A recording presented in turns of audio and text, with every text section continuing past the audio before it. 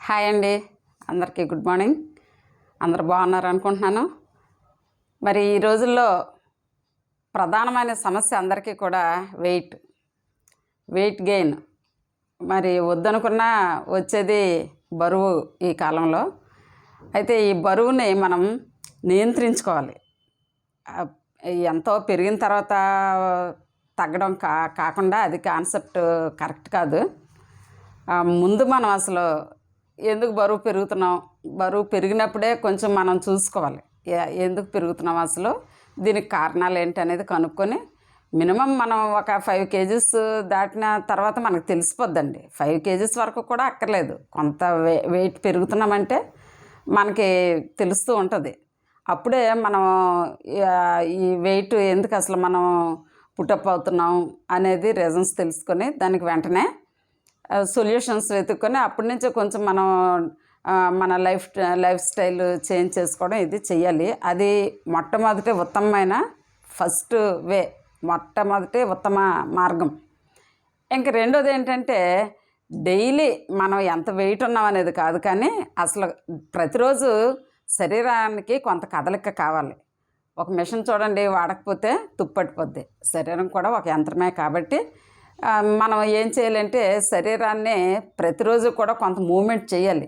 అప్పుడే మనకి కావలసినటువంటి హార్మోన్స్ అనేవి సెక్రెట్ అవ్వడం, జీవక్రియలన్నీ కూడా మెటబాలిజం అంతా కూడా కరెక్ట్గా ఉండడం జరుగుతూ ఉంటుంది మన శరీరంలో. అయితే ఈరోజు మరి తుఫాన్ల వల్ల సెలవులు ప్రకటిస్తున్నారు. ఈరోజు కూడా మాకు సెలవు ప్రకటించారండి. స్కూల్కి వెళ్ళి తిరిగి వచ్చాను. అయితే ఈరోజు మీకోసం అంటే ఎప్పుడు కూడా మరి నా డైలీ రొటీన్ మీకు పెట్టడానికి అంత టైం నాకైతే కుదరటం లేదు, కానీ ఈరోజు మరి కొంచెం నాకు సమయం ఉంది, అందుకని ఈ విషయాలు మీతో పంచుకోవాలనుకుంటున్నాను.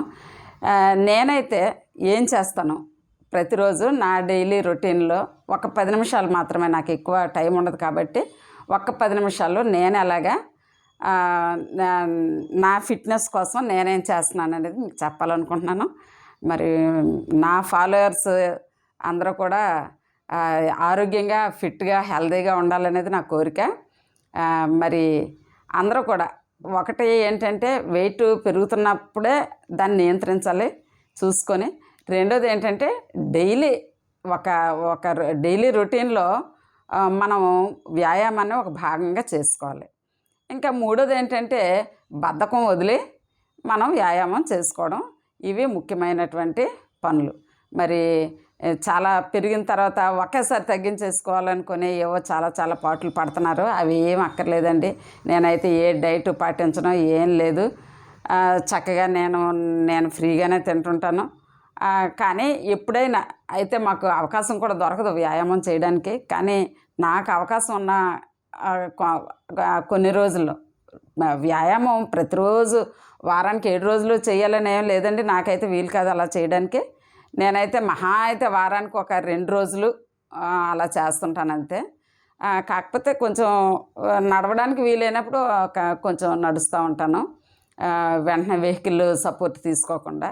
ఈ చిన్న అలవాట్లు మనం చేసుకుంటే మనం ఎప్పుడు కూడా ఫిట్గా ఉండొచ్చు. అయితే నా 10 నిమిషాల వ్యాయామం ఏంటో ఈరోజు మీకు చూపించాలనుకుంటున్నాను. అదేంటో చూస్తారా? ఇదిగోండి, ఏ ఖర్చు అక్కర్లేదు మీకు, పెద్ద వేలు పెట్టి జిమ్కి వెళ్ళక్కర్లేదు. మరి పెద్ద ట్రెడ్మిల్స్ ఇవేవి నేనైతే ఏం కొనలేదు. జిమ్కి వెళ్ళే సమయం కూడా నాకేం లేదు. కానీ ఇదిగో ఇదే నన్ను ఈ మాత్రం ఫిట్గా ఉంచుతుంది. ఇదేంటో దీన్ని నేను ఎలా ఉపయోగిస్తానో మీకు చెప్తున్నాను. ఇదిగోండి, ప్రతిరోజు నేను చేసే డైలీ రొటీను. దీన్ని ఇలాగా బ్యాక్ ఉంచుతాను. మీకు ఎంత కర్ర అవసరం మీ లెంగ్త్ ప్రకారం మీరు తీసుకోండి. నాకైతే ఇది కరెక్ట్గా సరిపోద్ది. అందుకే ఈ కర్ర నాకు చాలా ఇష్టము.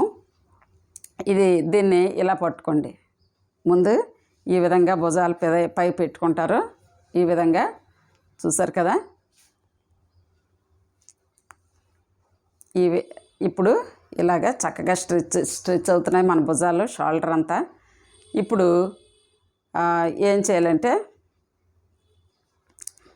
రొటేషన్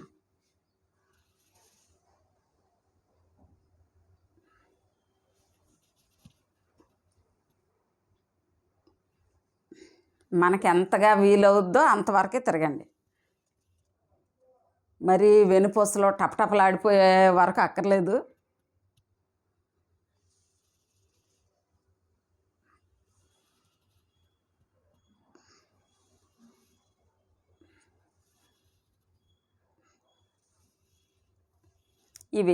ఇది ఒక 2-3 నిమిషాలు చేస్తారు.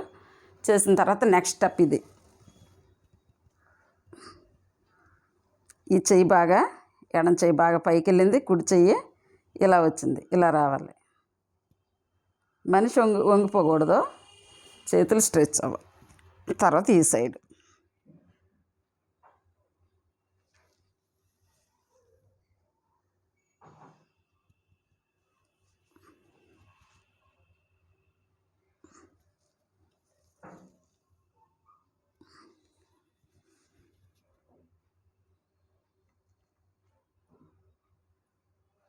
ఇలా చేస్తారు కదా. సెకండ్ రౌండ్ మీ టైం ప్రకారము, మీ వీల్ ప్రకారం, మీరు మీ బాడీ ఫ్లెక్సిబిలిటీ ప్రకారం దీన్ని చేసుకోండి. ఎన్నిసార్లు అనేది దీనికి పెద్ద లెక్కేం అవసరం లేదు, కానీ మీ ఫ్లెక్సిబిలిటీ, మీ టైమింగ్స్ దాని ప్రకారం చేసుకోండి.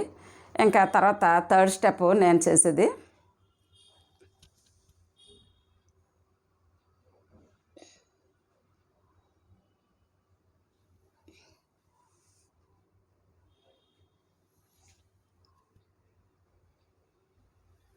ఇలా వెనక్కి వంగినప్పుడు ఈ కర్రనే మనం ఇలా పట్టుకుంటున్నాం చూసారా, దీన్నే మనం సపోర్ట్గా తీసుకోవాలి.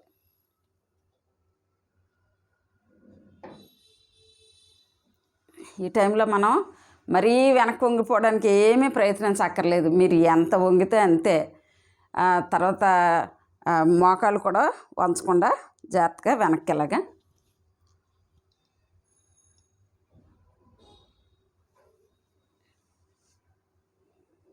ఆ తర్వాత వెనక్కి వంగుతూ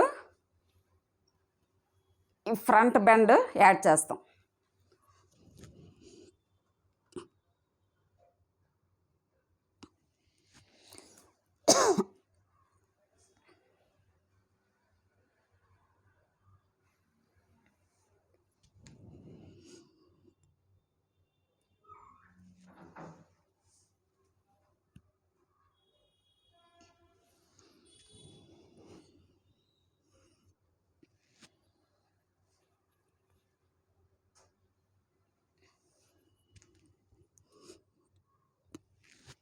ఓకే అండి, అర్థమైంది కదా.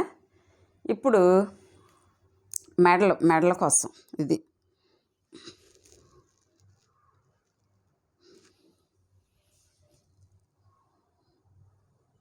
దీనివల్ల మెడ నొప్పులు, భుజాల నొప్పులు పోతాయండి. మీకు సయాటికా లాంటివి ఉంటే అవి కూడా వండర్ఫుల్గా తగ్గుతాయి.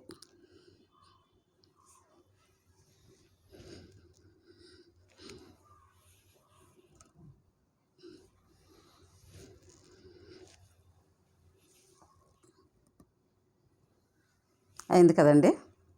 దీని తర్వాత ఇలా చూడండి,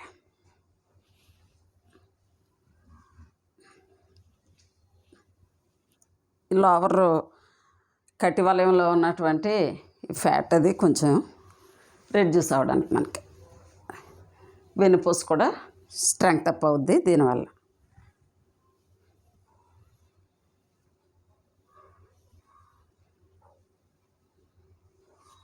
ఈ విధంగా మరి ఇంకా చూడండి,